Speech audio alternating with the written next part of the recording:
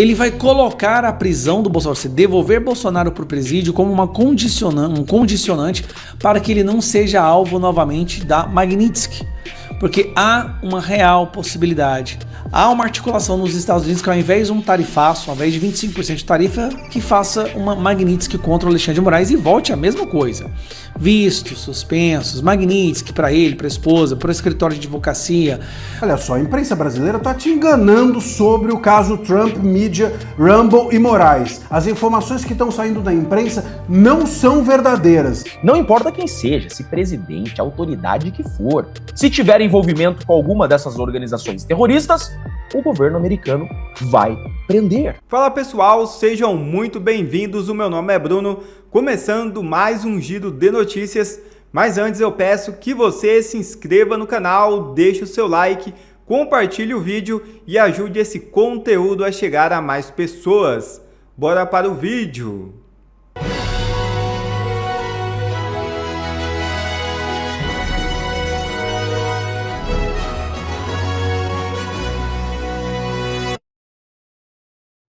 Alvo de operação da PF, Jacques Wagner deixa a liderança do governo no Senado. Senador afirma que decisão foi tomada em comum acordo com Lula e diz que prioridade agora será provar inocência no caso Master. É isso mesmo. Jacques Wagner deixou a liderança do governo no Senado nesta quarta-feira. A saída ocorreu depois de uma reunião com o presidente Luiz Inácio Lula da Silva no Palácio da Alvorada. Em publicação nas redes sociais, Wagner afirmou que a decisão foi tomada de forma conjunta com o chefe do executivo. A saída ocorre em meio à pressão de integrantes do Palácio do Planalto e do próprio Partido dos Trabalhadores para que o senador deixasse a função. Nos bastidores, aliados do governo avaliavam que a permanência de Wagner no posto ampliava o desgaste político provocado pelas investigações envolvendo o Banco Master. Até a reunião de hoje, o parlamentar resistia à possibilidade de deixar o cargo de liderança. Moraes solta a frase ameaçadora sobre Bolsonaro ter arma em casa. É isso mesmo. O ministro Alexandre de Moraes afirmou em despacho encaminhado à Procuradoria-Geral da República que a manutenção de uma arma de fogo por Jair Bolsonaro durante o cumprimento de prisão domiciliar humanitária pode configurar falta grave nos termos da Lei de Execução Penal. Uma escancarada frase ameaçadora perto do fim do prazo da prisão domiciliar de Bolsonaro. Há 3 meses, o nosso excelentíssimo ministro do STF, Alexandre de Moraes, tomou mais uma decisão inédita, assim, inédita mesmo. Ele criou a prisão humanitária domiciliar temporária. Ele generosamente concedeu que o Bolsonaro, que estava soluçando sem parar, depois de uma cirurgia, foi parar no hospital justamente porque estava sozinho no presídio e vomitou e asfixiou-se, né, respirou o próprio vômito, pudesse voltar para sua casa e ficar no cuidado da sua esposa. Só que ele permitiu isso apenas por 90 dias. É algo surreal, isso não existe.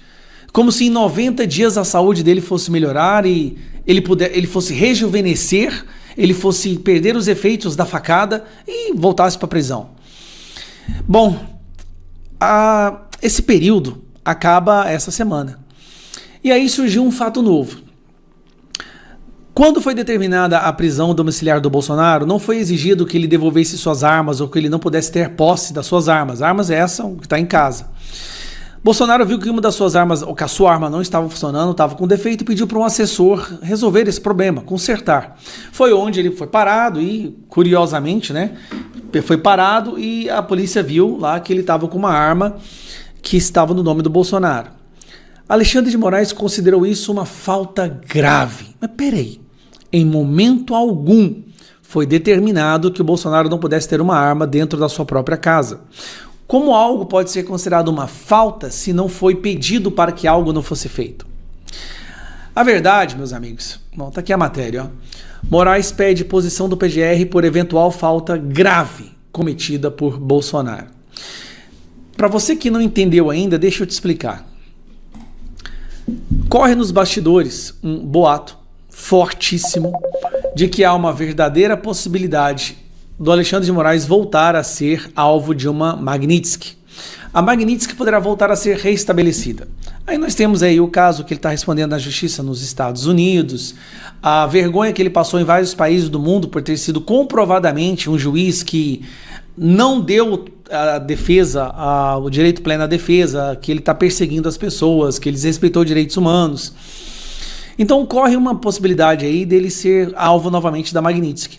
E aí o Moraes já está colocando suas peças no tabuleiro. Na cabeça dele é o seguinte: se ele prender Bolsonaro, ele não sofre uma Magnitsky. Ele vai colocar a prisão do Bolsonaro, se devolver Bolsonaro para o presídio como um condicionante para que ele não seja alvo novamente da Magnitsky. Esse é o cálculo que ele está fazendo. Porque há uma real possibilidade dos Estados Unidos, principalmente agora, depois dessas asneiras que o Lula vem falando, Lula vem atacando o Donald Trump, né, e tentando cavar um tarifaço. Há uma articulação nos Estados Unidos que, ao invés de um tarifaço, ao invés de 25% de tarifa, que faça uma Magnitsky contra o Alexandre de Moraes e volte a mesma coisa. Vistos, suspensos, Magnitsky para ele, para a esposa, para o escritório de advocacia, para aquele holding que ele criou, que é o Lex, né, o Instituto Lex, curiosamente chama Lex, né, o vilão, o inimigo do Superman. Então Moraes vai usar isso como barganha, carta para barganhar, não ser alvo da Magnitsky. E colocou isso nas costas de quem? Do tarefeiro oficial dele, que é o Paulo Gonet. Paulo Gonet, gente, deixa eu explicar. O Brasil hoje não tem um Procurador-Geral da República. O que nós temos é uma espécie de despachante do Alexandre de Moraes, um tarefeiro. Ele faz exatamente o que o Alexandre de Moraes... Eu acho que ele nem redige as peças. O Alexandre de Moraes só manda para ele e pede para que ele assine. Essa é a impressão que o Brasil tem hoje. Nós não temos um Procurador-Geral da República. Nós temos uma espécie de assessor de luxo do Alexandre de Moraes sentado na cadeira da Procuradoria-Geral da República. E é isso que o Moraes vai fazer. Essa é a jogada dele. Ó, tô com ele aqui para ser preso. Se vier Magnitsky, eu prendo o Bolsonaro de novo. Eu jogo ele no presídio. Aí pode ser que ele não opte pela papudinha, jogue para um outro. A gente não sabe o que esse cara pode fazer. Só que o que a gente sabe é... Bolsonaro está numa situação de saúde debilitada, acabou de fazer uma cirurgia no ombro, tá? Não tem mobilidade do ombro, do braço direito, soluça sem parar por vários dias, tem momentos, um dia ou outro que ele tem um pouco de paz, mas é um soluço constante, refluxo. É muita maldade, cara. Eu fico pensando, como que alguém pode ser tão perverso, tão mal? Mas isso tudo é algo que o Moraes cavou e vem cavando desde 2019, onde ele achou que ele poderia fazer o que ele quisesse, que não teria consequências. Mas vai ter. Infelizmente, eu só espero que o nosso capitão, o nosso presidente Bolsonaro não seja vítima, né? Não seja... Cara, ver ele sendo usado dessa maneira. O Moraes vai pagar por tudo isso que ele está fazendo. Ele vai pagar. Pode ser só ano que vem, com a maioria no Senado, mas ele vai pagar. Olha só, a imprensa brasileira está te enganando sobre o caso Trump, mídia, Rumble e Moraes. As informações que estão saindo da imprensa não são verdadeiras. E eu vou te mostrar agora por que a imprensa está fazendo isso e o que tem de mentira circulando por aí. Não é verdade que a AGU está autorizada a atuar em nome do Moraes, não é verdade que o processo foi suspenso, não é verdade que o Moraes está sendo blindado pela justiça americana. Vamos lá, vamos aos fatos. Nesses últimos dias, a Veja e boa parte da imprensa saíram com a mesma manchete, a de que a justiça dos Estados Unidos teria autorizado a AGU, a Advocacia Geral da União, a fazer a defesa do Moraes no processo que a Rumble e a Trump Media movem contra ele. Não é verdade, como eu mencionei, e aqui tem 3 informações que têm circulado, como eu já disse, e que são falsas. Eu vou mostrar a verdade sobre elas para vocês, de cada uma. A primeira informação, como eu disse, a de que a justiça autorizou a AGU a defender o Moraes. Não foi isso que aconteceu. Segundo o próprio advogado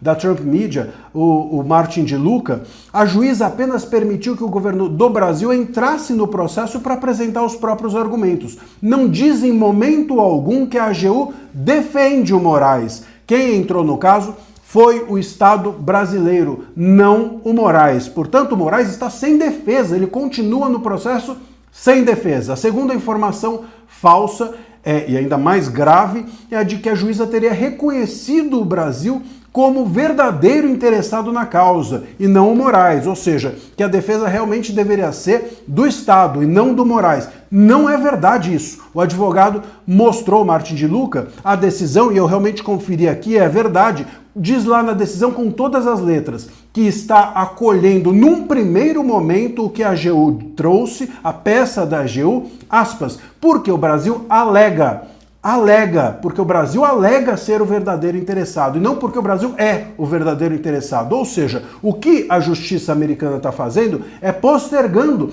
para um segundo momento a avaliação de quem é o verdadeiro réu. É isso. E se você tiver um processo e você entrar lá e disser, olha, eu sou um rinoceronte, eu não posso ser processado, o juiz não vai simplesmente arrancar a tua petição. Ele vai avaliar, fala, não, você não é um rinoceronte, então você pode sim ser processado. Mas isso a sua alegação vai ser examinada pelo juiz. E o que aqui está sendo feito é isso, postergando para um segundo momento para haver avaliação do juiz. O advogado Martin de Luca, ele vai ainda apresentar, inclusive, a sua resposta, a sua manifestação sobre isso, e depois da manifestação do Martin de Luca, da Trump Media e da Rumble, é que o juiz vai decidir sobre esses pontos. Portanto, a imprensa aqui está tendo uma ejaculação precoce sobre esses fatos. Não há nenhuma decisão sobre isso. E a terceira informação que tem circulado é de que houve suspensão do processo. Não houve nenhuma suspensão. A única coisa que se fez foi resolver, como a gente está mencionando aqui, essa questão técnica da revelia. Deixou-se para um segundo momento a avaliação desses pontos todos, porque precisa ainda todos se manifestarem para o juiz decidir quem está com a razão. Portanto, o processo contra o Moraes está de pé. E antes de eu te trazer a cereja desse bolo, eu vou te fazer um pedido. Sabe, a gente viu aqui no canal que mais da metade das pessoas que assistem fielmente aqui as análises diariamente ainda não é inscrita. Se inscreve, é de graça. Clica aí no botão de inscrição e venha fazer parte aqui da comunidade. Bom, meus caros, a cereja desse bolo, eu não posso trazer outra cereja que não, é de que você precisa estar aqui com a gente no canal, porque aqui a gente não mostra só a notícia, a gente não fica só com arroz com feijão que você vê por aí na imprensa, a gente traz o que está por trás. O que está por trás da notícia é mais importante do que a própria notícia. Deixa o seu comentário e fica com a gente que a gente está trazendo todas as informações e desdobramentos desse caso, atentos a tudo. Será efeito Trump? Foi só o governo americano classificar PCC e Comando Vermelho, organizações terroristas, que o governo brasileiro, de repente, agora no mês de junho, começou com apreensões. E só 3 grandes operações foram aqui no meu Paraná. Olhem só isso daqui. Tudo começa no dia 17 de junho. Maior apreensão que a PRF já fez de fuzis. PRF faz maior apreensão de fuzis da história do órgão ao encontrar armas em cabine de caminhão com carga de insumos para a ração no Paraná. 26 fuzis, pistolas, e a outra grande apreensão tinha sido em 2020 no Rio de Janeiro, 20 fuzis. Aqui no Paraná também, no dia 21/6, mais de 1 tonelada de maconha é apreendida pela Polícia Federal em carreta em rodovia no Paraná. Depois, agora, dia 24/6, a apreensão no Paraná encontra quase 3 toneladas de maconha em teto de caminhão, droga que também abasteceria o Rio de Janeiro. Lembrem bem de uma coisa, meus amigos, sabe quando que o Maduro foi preso pelos Estados Unidos?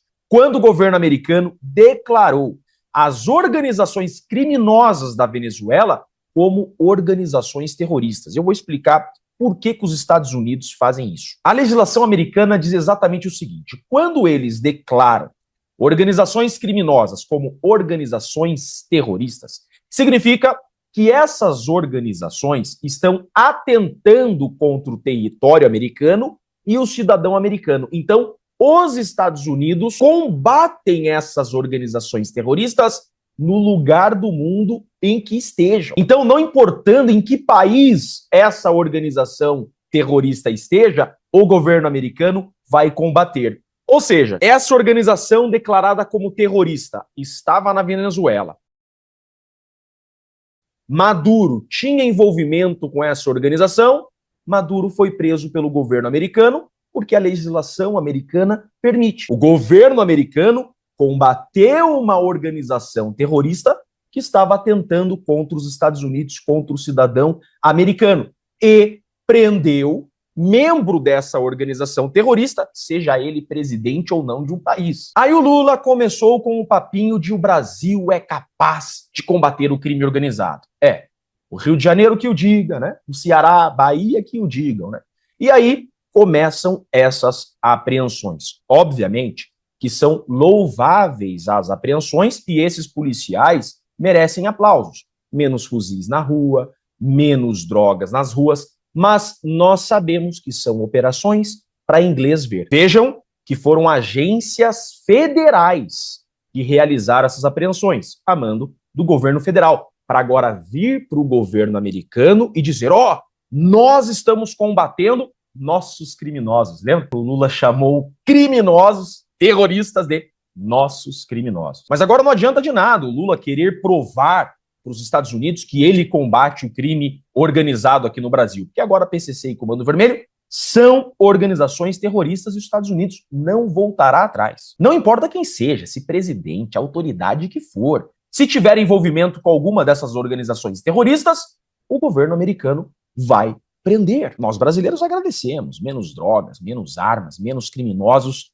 nas ruas. O Brasil tem os melhores policiais do mundo, mas infelizmente governados por um narco-estado que impede que a polícia exerça um trabalho eficaz. Quando dão corda para a polícia trabalhar, nós vemos que a polícia brasileira trabalha de verdade. Mas essas operações sabemos que é para inglês ver. Lula está com medo, isso é óbvio, que aconteça com ele, o mesmo que aconteceu com Maduro. Ele está com medo disso e nós estamos com esperança que isso aconteça. Eu sou Jeffrey Chiquini, sou advogado e deixo aqui um grande e forte abraço a todos. Obrigado a você que assistiu esse vídeo até aqui. Deixe o seu comentário e não se esqueça de se inscrever no canal e deixar o seu like. Até a próxima!